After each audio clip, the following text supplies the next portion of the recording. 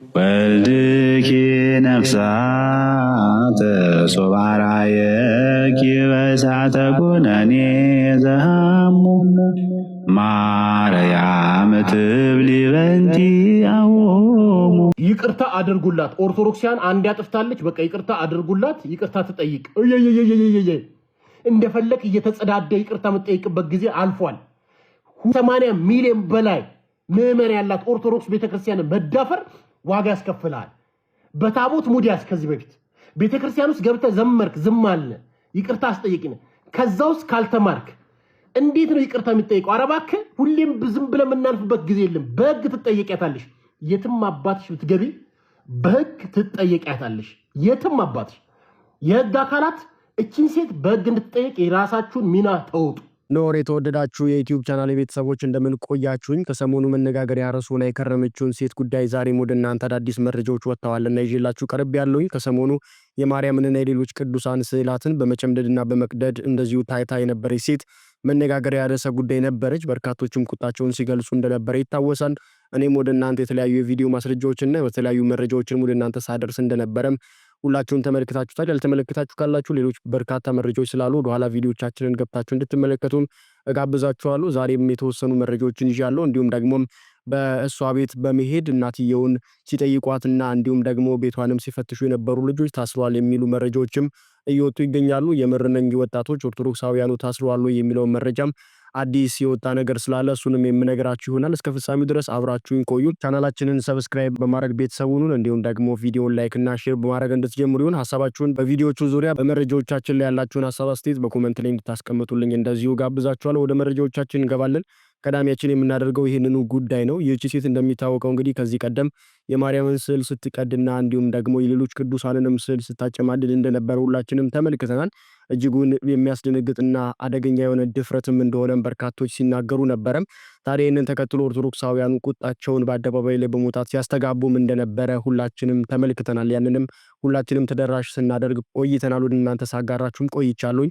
ታዲያ በኋላ ላይ ወደ እናትየው ወይም ደግሞ እሷም ስትኖርበትና ይህንንም ድርጊት ወደ ፈጸመችበት ቤት በመሄድ ፍተሻና እንዲሁም ደግሞ ስትቀዳቸው የነበሩትንም ስዕላት ቅዱሳን ስዕላትን ሲሰበስቡና እንዲሁም ደግሞ ያልተገባውን ነገር ሲያወግዙ የነበሩ ወጣቶች እንዳሉም ተመልክተናል። ታዲያ እነኛ ወጣቶች አሁን ላይ እንደታሰሩ የሚያሳይ መረጃ በተለያዩ ኦርቶዶክሳውያን ዘንድ ሲነገር ነበረ። ይህ ግን ፈጽሞ ውሸትና ሐሰት እንደሆነም እንደዚሁ ለማረጋገጥ ችለናል። በዚህም ዙሪያ ላይም እንግዲህ በርካቶች ሐሳባቸውን ወጥተው እየገለጹ ይገኛሉ። በተለይም ደግሞ በቪዲዮ ላይ ሲታይ የነበረው ባሮክ የተሰኘው ኦርቶዶክሳዊ ወጣት ከዚህ ቀደም በቲክቶክ ላይ ስለ ኦርቶዶክስ ቤተክርስቲያን በብዙ የሚናገር ቤተክርስቲያን ስትደፈር እንዲሁም ደግሞ ባልተገባ ከክብር በታች ዝቅ የሚያደርጉ ሰዎች ሲመጡ እነሱን በመሞገስና የቤተክርስቲያን እውነት በመግለጥ የምናውቀው ወንድማችን ይህንን ነገር ከፊት ሆኖ ሲቃወም እንደነበረ ተመልክተናል። ታዲያ እሱም ታስሯል የሚሉ መረጃዎች ሲወጡ ነበረ። ነገር ግን ይህም ውሸት እንደሆነም ለማረጋገጥ ችለናል። የዚህ ወጣት ሚስትና እንዲሁም ደግሞ አባትየውም በመውጣት እያለቀሱ ያስተላለፉት መልእክት አለ። በቪዲዮ እንደምትመለከቱት እጅጉን በሚያሳዝን ሁኔታ ውስጥ ነው የሚገኙት። ነገር ግን ማረጋገጥ የምንችለው ይህ ኦርቶዶክሳዊ ወጣት በእስር ላይ እንደማይገኝና በሕግ ቁጥጥር ስርም እንዳልዋለም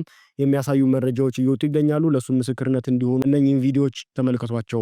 በተረፈ ተከታዩን መልእክት ሼር በማድረግ ለብዙዎችም አድርሱልን። ምን እንዳሰቡ ምን እንደቀመሩ አናውቅም። ወንድማችን ብሩክ ታስሯል የሚል መረጃ ከየት እንደመጣ አይታወቅም። በአሁኑ ሰዓት በጣም እየተሰረጫጨ ይገኛል። ወንድማችን ብሩኬ ፍጹም ሰላም ነው፣ አልታሰረም። በዚሁ አጋጣሚ መግለጽ የሚኖርብን ነገር ብሩኬ ሊያሳስረው የሚችል አንድም ጥፋት አለማጥፋቱን ነው።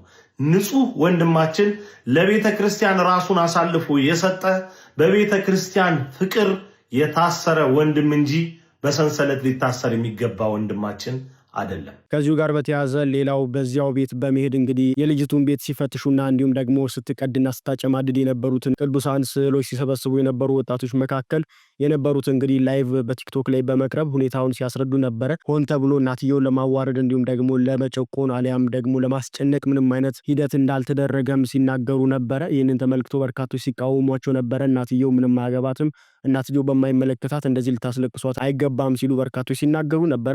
ያንን ተከትሎም እንግዲህ በሁኔታውና በቦታው ላይ የነበሩ ወጣት ኦርቶዶክሳውያኑ ሁኔታውን ቀደም ብሎ ከነበረው ሁኔታ ጀምሮ ያለውን ነገር ሁሉንም ግልጥልጥ አድርገው አስረድተዋል። እንዲሁም ደግሞ በልጅቷ ምክንያት እናትየው ላይ ምንም አይነት የማስጨነቅ ሁኔታ ወይም ደግሞ እናትየው ላይ የተደረገ ምንም አይነት ትክክለኛ ያልሆነ ድርጊት እንደሌለም እንደዚሁ ተናግረዋል። እናትየው ሲያለቅሱና ሲያዝኑ የነበሩት በልጃቸው አፍረው እንደሆነም እንደነገሯቸው እነኚህ ወጣቶች ይናገራሉ። ቪዲዮን ተመልከቱት፣ ሙሉ ቆይታውንም ተከታተሉት።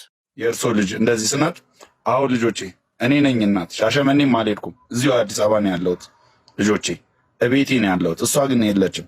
እሺ አይ እሷ መከለለች፣ ምን ገባለ? ኑ ግቡ ልጆቼ፣ እንደው በማርያም ኑ ግቡና ቁጭ ብላችሁ ዲስከስ እናድርግ። 1 ሰዓት ያህል ዲስከስ አድርገናል። መጀመሪያ ያለ ቪዲዮ ማለት ነው። 1 ሰዓት ያህል ገብቷቸዋል። ዛሬ እኔ እዚህ ጋር አሁን እናትየዋ በደውላቸው ያነሳሉ። እኛ አስጨንቀና ነው ብላቸው አይደለም ይላሉ። ገብቷቸው እኔ የማንም ቤት ገብቼ ማስረዳት አልፈልግም ነበር፣ ግን ዛሬ በጣም እየበዛ ስለሆነ ነው የምገባው። ወንድሜንም የምሰራው ቪዲዮን ስላየው በመጀመሪያ ቴንኪው እላለሁ። እና ስለዚህ ከዛ 1 ሰዓት ዲስከስ በኋላ ነው እናትየዋን በመጀመሪያ የአእምሮ ህመምተኛ ነች ልጄ ሲሉ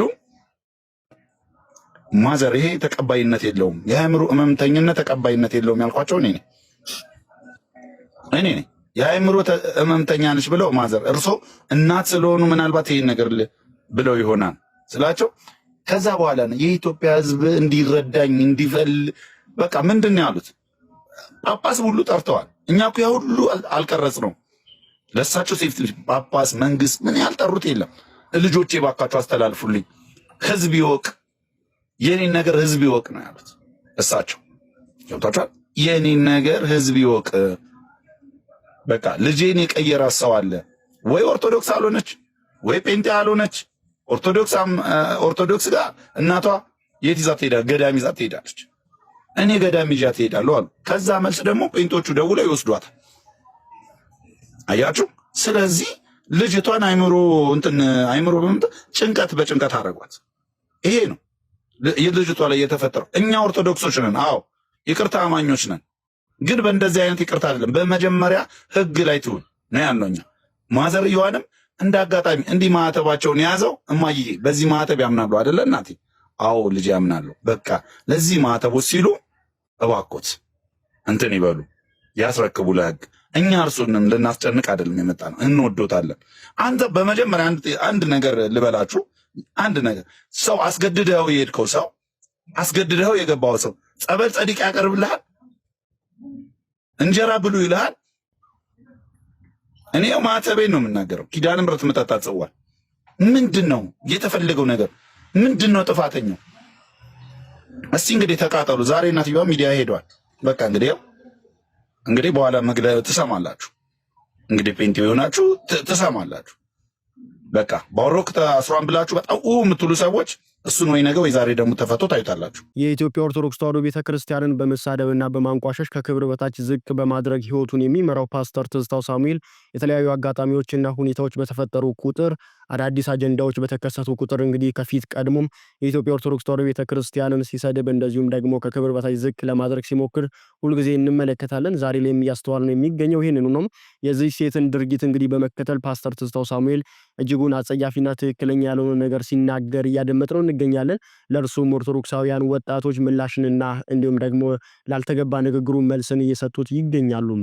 ኦርቶዶክስን የክርስቶስ ቤተክርስቲያን ብሎ የሚጠራ ያልገባው ሰው መጥቆራ የሚባል ሰይጣን የቀትር ጋኔን በቁሙ መቅደስ አንጻ የምታመልክ ጠቋር የሚመለክበት ያማልክቱን ተው፣ በሰው ስም የገባውን ተው። ሊትራሊ ደግሞ ጠቋር ይመለክ ድግምትና አስማት የሞላበት ቤት እንዴት ነው የክርስቶስ ቤተክርስቲያን ልትሆን የምትችለው? ኦርቶዶክስ አይነት አላችሁ። እግዚአብሔር ይመስገን በጣም ደህና ነኝ። ብዙ ሰው እንዲያየው እባካችሁ በእግዚአብሔር ስም ነው የምለምናችሁ። በቃ ሼር አድርጉት። ጥፋት የሚፈጸመው በመጀመሪያ ደረጃ በአእምሮ ነው። አቶ ትዝታው ላይ በአእምሮ ቤተክርስቲያን አፍርሷል፣ አቃጥሏል። ኔክስት ላይ ደግሞ የሚሄደው ወደ አክሽን ነው። ግብረ ኃይል አስተማርቶ ቤተክርስቲያን ወደ ማስፈረስ ይገባል። የዲዮቅልጥያኖስ ዘመን እንዲመጣ ደግሞ እኛ አንፈቅድም። በጭራሽ ቤተክርስቲያን ላይ ያ ዘመን እንዲሆን አንፈቅድም እኛ። ምክንያቱም ቤተክርስቲያን እንወዳታለን። የክርስቶስ አካል ነች፣ እኛም አካል ነች። እኛም የክርስቶስ አካል ነን። ገብተን ስጋው ደግሞ የምንቀበልበት ሚስጥራት የምንፈጸምበት ቅድስት ቤተክርስቲያናችን ነች እንጂ አንተ እንደምታስበው ቸርች ወይም ደግሞ አዳራሻችሁ አይደለም። በጣም ይለያል። እኛ ቤተክርስቲያን ሐዋርያዊ ሰክሰሽን ያለበት ነው። ስለዚህ እባካችሁ ኦርቶዶክሳውያን ይሄን ነገር ዝም ልንለው አይገባም። በውጪም በውስጥም የምትገኙ ኦርቶዶክሳውያን ተረባርበን አንድ መፍትሄ መስጠት አለብን። በነገራችን ላይ ይሄ ሊትል መናፍቅ አደገኛ የሆነ የዘንዶ ምላስ የተሰጠው አውሬ የአውሬው መንፈስ ላይ አድሮበት የሚያስጨፍረው ሰውዬ በጣም አደገኛ የሆነ አካሄድ እየሄድን ያለው ኦርቶዶክስ ተዋሕዶ ቤተክርስቲያን ላይ ማለት ነው። አሁን ላይ የምናያቸው ከስር የሚፈሩ ታች ቤቶች በሙሉ የሱን ሐሳብ የሚያስፈጽሙ ናቸው፣ የሱና የመሰሎቹ። ምክንያቱም ዛሬ ላይ ኦርቶዶክስ ተዋሕዶ ቤተክርስቲያን የክርስቶስ አካል አትባልም ነው የሚለው አይደለም። እኛ ግን ስንማር ሆነ ስናስተምር ቸርች ኢዝ ዘ ቦዲ ኦፍ ክራይስት ነው የምናስተምረው። የክርስቶስ አካል ነች፣ ራሱ ክርስቶስ የመሰረታት ነች አይደል እንዴ? በቅዱስ ጴጥሮስ ላይ አድሮ ጴጥሮስ አንተ አለት ነህ፣ በአንተ አለትነት ላይ ቤተክርስቲያን አንጻለሁኝ የገሃነም ደጆችም አያናውጧትም ብሏል። ግን ዛሬ ይሄ ይፍጨረጨራል እሱና መሰሎቹ። ወይስ የክርስቶስ አካል የምትባለው አንተ እንደምትለው 450 ላይ የተገነጠለው የካቶሊክ ቸርች ይመስላል እንዴ? ወይስ ደግሞ 1517 ላይ የተመሰረተው የሉተር ቸርች አዳራሽ ይመስላል? የትኛው ይመስላል? ዘ ቦዲ ኦፍ ክራይስት የሚባለው ትክክለኛው ሐዋርያዊ ሰክሰሽን ያላት ኦርቶዶክስ ተዋሕዶ ቤተክርስቲያን ብቻ ነች የክርስቶስ አካል የምትባለው። አለቀ። አንተ እኮ የምታውቀው ስድብ፣ መሳደብ፣ ማክፋፋት እንጂ የክርስቶስን ወንጌል አንድ ቀን እንኳን ሰብከህ አታውቅም እኮ አንተ። በትክክለኝነት ሰብከው እውነት አውቆ ወደ አንተ የሄደ ሰው አንድም አታገኝም። ሁሉም ስድብ ጠምቶት ለስድብ ለአጋንንቱ ዓለም እየገበረ ነው እንጂ የሚሄደው። ፕላስ ደግሞ ማነው አንተ መጥቆረ የምትላቸው አቡነ ጸዋለ ጽድቅ ሄደ የሸዋ ገበሬዎችን ብትጠይቅ በስነ ስርዓት አብራርተው ይነግረዋል። እኔ አሁን ይሄን ልመልስልህ አይደል የመጣሁት፣ ምክንያቱም ለአንተና ለመሰሎቹ ደናቁርት ስለሆናችሁ ለአንተ ይሄን ልናገር አይደል የመጣሁት። ለእኛ ኦርቶዶክሳውያን ግን በስነ ስርዓት አቡነ ጸዋለ ጽድቅ ማንዶዱ በስነ ስርዓት እንረዳለን እናውቃለን እኛ። አንተ ግን የጠንቋይ ቤት ነች ኦርቶዶክስ አልክ አይደለ? ደፋር። አንተና መሰሎች ምናልባት ያኔ በነበራችሁበት ጊዜ ጠንቋይ ቤት እየሄዳችሁ ትገብሩ ይሆናል። እኛ አይመለከተንም፣ እሱ አናውቅም። ምናልባት የጥንቁልና ስራ የሚሰራ ሌላም ሰው ሊኖር ይችላል፣ አይመለከተንም። እንደ ግለሰብ አይደለም ቤተክርስቲያን መውቀስ ያለባት፣ እንደ ተቋም ነው። ዶክትሪኗ ነው መተችት ያለበት። ዶክትሪኗ ደግሞ ጥርት ያለ የክርስቶስን አካል የክርስቶስን አምሳል የምትሰብክ እንጂ ምንም አይነት ከጥንቁልና ጋር የሚያገናኝ ምንም አይነት አጋንንታዊ የሆነ አስተምሮ የላትም ኦርቶዶክስ ተዋሕዶ ቤተክርስቲያን። በዓለም ላይ ያለችው አይደለም የኢትዮጵያ ይቅርና ማለት ነው። የኢትዮጵያ እኮ አንተ ደፋር እኮ ነህ አንተ በጣም የማርቆስ የቅዱስ ማርቆስ ሰክሰሽን ያላት እኮ ነች የኢትዮጵያ ኦርቶዶክስ ተዋሕዶ ቤተክርስቲያን። እንዴት ነው የምትናገሩ ሲጀመር? ስለዚህ አንተና መሰሎች እየሄዳችሁ ቤት ያለው መንገድ በጣም አደገኛ ነው። መንግስት ሆይ ይሄን የምትመለከቱ የጸጥታ አካላት እባካችሁ አሁን ላይ ስዕል የሚያቃጥሉት ቅዱሳኑን የሚቀዱት ነገ ላይ ቤተክርስቲያን ያቃጥላሉ። ምክንያቱም ትዝታውና መሰሎቹ የሚያስተምሯቸው የኢትዮጵያ ኦርቶዶክስ ተዋሕዶ ቤተክርስቲያን የክርስቶስ አካል አይደለችም፣ የጥንቁልና ቤት ነች፣ የአማልክት ቤት ነች፣ የጣዖት ቤት ነች እያሉ እያስተማሯቸው ነው ያሉት። ይሄ ደግሞ ነገ ላይ ለሚደርሰው ዲስትራክሽንና ጥፋት መንገድ ከፋሽ ነው። ስለዚህ አንድ ነገር ታርጉልን ይገባል በዚህ ጉዳይ ላይ። እኛ ሃይማኖታችንን የምናስከብር የምንጮህበት ምክንያት ቤተክርስቲያናችን እንድትነካ ስለማንፈልግ ነው። አለቀ እንጂ እኛ የመጮህ ሱስ ኑሮብን አይደለም። ምክንያቱም ያኔ መጥቶ እንደዛ ጮሆ ሲሄድ ፈንጭቶ ሲሄድ ዝም አላችሁት። ዛሬ ላይ የእሱ ፍሬ እያያችሁ ነው። አሁን ላይ ሃይማኖት ከሃይማኖት ጋር ልብብጥ ለማስነሳት ማህበረሰብን ወደ ረብሽ ለመክተት ሰፊውን የኦርቶዶክስ ቤተክርስቲያን ለማስከፋት ነው እየተሄደ ያለው። ይሄ ደግሞ ነገ ላይ ትልቅ የሆነ አደጋ ያመጣል። እንደ ቤተክርስቲያን እንደ ሀገርም ጥፋት ይዞ የሚመጣ ነው። ኃይል ሊባል ይገባዋል። ኦርቶዶክስ መቼም አጋንንትን አምልካ አታውቅም። መቼም ሰይጣን ልትሰዋ አትችልም። ለሰይጣን መቼም ቢሆን ጣዖታትን ልታመልክ አትችልም። ትቃወማለች እንጂ ይሄንን አካሄድ። አንተ ግን ላይ ያደረ የጣዖት መንፈስ ያስጮሃል በየቀኑ እየመጣ ቤተክርስቲያን ላይ እንደዚህ አይነት የጥላቻ መንፈስና የጥላቻ ንግግር እንድትናገር ያደርጋል። የጣዖት ቤት ነች ብሎ ዛሬ ያፈርሳት ቤተክርስቲያን ነገ ላይ ግብረ ኃይል አቋቁሞ ላለማፈረሱ ምንም ማስረጃ የለንም። ይሄ ሰው የሚሰራው ከኋላው ካሉት ከጨለማ አካላት ጋር ነው። ፕሮቴስታንትን የሚወክል አይደለም ይሄ ሰው። እኔ የምሬ ነው። ነገ ላይ ትልቅ የሆነ ጥፋት እዚህ ሀገር ላይ ይካሄዳል። መጠንቀቅ መቻል አለብን።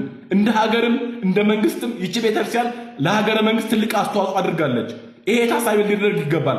ዛሬ ላይ ባለ ጊዜ ነኝ ባለ ተራ ነኝ ብሎ እላዋ ላይ መፈንጨት አያስፈልግም። ልካችንን ማወቅ ይገባል ሁላችንም ማለት ነው። ሰፊውን ህዝብ ማስቀየም አይገባም። ሲጀመር እንደ ኦርቶዶክስ እኛ እኮ ዛሬ ክርስቶስ ግደሉ ስለማይለን ጥፋታቱ ስለማይለን እንጂ ብዙ አክሽን ማድረግ የምንችልበት ደረጃ እኮ ደርሰናል አሁን ላይ። እኛ ግን ፍቅር ነው የምንፈልገው። እንደናንተ ሌላ ታሪክ ውስጥ መግባት አንፈልግም። አሁንም ቢሆን በተማጽኖ የምንቀበለው የምንናገረው እባካችሁ የጥላቻ ንግግራችሁን አቁሙ። ትዝታውና መሰሎቹ ቤተክርስቲያን አክብሩ። ልዩነትን አክብረ ሂድ። በቃ አይመለከተንም ልዩነት እሱ እንዳለ ሆኖ አባቶቻችን ደግሞ በዚህ ጉዳይ ላይ ስሩበት።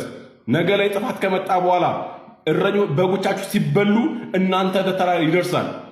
ከላይ እንደተቀመጣችሁ አትቀሩም። ነገ ላይ ሁሉም ተራውን ጠብቆ ይደርሰዋል። ሌላው ከዚህ ሴት ካልተገባ ድርጊት ጋር በተያያዘ በርካቶች በማህበራዊ ሚዲያ ላይ መልእክታቸውንና ሀሳባቸውን እየሰነዘሩ ይገኛሉ። ከዚህ መካከል አንዱን ወደ እናንተ ላደርስ ወደድኩኝ። ይህች ሀገር የጸናችው የቆመችውም በኦርቶዶክሳውያን ዝምታ እንደሆነም ያመላክታሉ። በግልም ሆነ በቡድን ኦርቶዶክሳውያን ላይ የደረሰ ባለው መከራና ችግር ኦርቶዶክሳውያን መልስ ቢሰጡ በሀገሪቱ የከፋ ችግር በተፈጠረ ነበር ሲሉም መልእክታቸውንና የኦርቶዶክሳውያንን ዝምታ ለኢትዮጵያ ለሀገራችን ምን ያክል እንደጠቀመም ይናገራሉ። 70 ሚሊዮን አማኝ ያላት ቤተ ክርስቲያን የተሰደበችው ስድብ፣ የተደረገባት ቅስቀሳም፣ የደረሰባት መከራ እጅግ አስደንጋጭ ነው። በእምነት ውያ ውስጥ የተደበቁ የፖለቲካ ካባ የደረቡ ሁሉ ስሟን ጠርተው ሲተቿት በአማኞቿ ላይና በስርዓተ አምልኳ ነዋያተ ቅዱሳቷ ላይም ሲዘብቱ ማየት የዕለት ተዕለት ተግባርም ሆኗል። በዚህ በሰለጠነ ዘመን ሰው ሁሉ የወደደውንና የፈቀደውን የሌላውን መብት ባከበረ መልኩ መፈጸም በሚችልበት ጊዜም የሌላውን አጥር ጥሶ ቅጥር አፍርሶ መግባትና ማፍረስ በጊዜ ካልታረመና መፍትሄ ካልተሰጠው የሚያመጣው መዘዝ አሊያም ኋላ ላይ የሚያመጣው ችግር ከባድ እንደሆነ አስተያየት ሰጪዎች ይናገራሉ። የሚመለከታቸው አካላትም ዘላቂ መፍትሄ ካልሰጡበት ወደርንም ጠላንም እንደ ሀገር ዋጋ እንከፍልበታለን። ይህች ልጅ የትላንትና ዝምታችን ሕያው ምስክር እንደሆነች ልብ ማለት ይገባናል። ጀምረን ያቆምነው ፍትህ ፍለጋ የአንድ ሰሞን የስሜት ጩኸት ጥሩ ምስክር ነው። ቤተ ክህነቱ ሕግን መሰረት ያደረገ ዘላቂ መፍትሄ ሊያረጋግጥ ይገባል ሲሉ አስተያየት ሰጪዎች እንደዚሁ መልእክታቸውንና ሀሳባቸውን ይገልጻሉ። ያ ካልሆነ ግን ትላንት በዳር የሰማነው በመሃል ከተማ መፈጸሙ የማይቀር ነው ሲሉ ስጋታቸውንም ይናገራሉ። ምክንያቱም በቤቷ ያደረገችው ነውር ምቹ ጊዜና ሁኔታ ብታገኝ በቤተ ክርስቲያን ከማድረግና በቤተ ክርስቲያን ውስጥ ይህንን ድርጊቷን ከመፈጸም አትመለስምና ሲሉ ምክርና ሀሳባቸውን የሚገልጹ ኦርቶዶክሳውያን ቁጥር ቀላል የሚባል አይደለም። የተወደዳችሁ የኖር ተከታታዮች የዛሬው መረጃዎችና አዳዲስ ሰሞንኛ ጉዳይ ይህንን ይመስላል። በሌሎች አዳዲስ ወቅታዊ አነጋጋሪ ጉዳዮች ዳግም እስከምንገናኝ ድረስ ለዛሬው እዚህ ጋር ለማብቃት ወደድኩኝ። ቸር ይግጠመን።